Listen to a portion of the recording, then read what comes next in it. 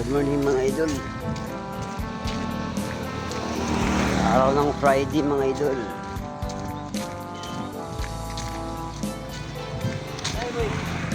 Oy. May 16 na ngayon mga idol. May 16 na ngayon. Ang bilis ng araw mga idol. Kapunta na akong trabaho ngayon mga idol. Punta na akong highway para sumakay ng bus.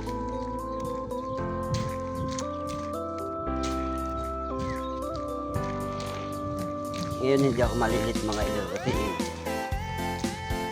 aga pa ngayon nasa pasado pa lang nakakasakay agad ako. Okay mga idol, ingat na lang kayo palagi. Madam Ivana, Idol Ratitol po, ingat kayo palagi. God bless you na lang po mga idol.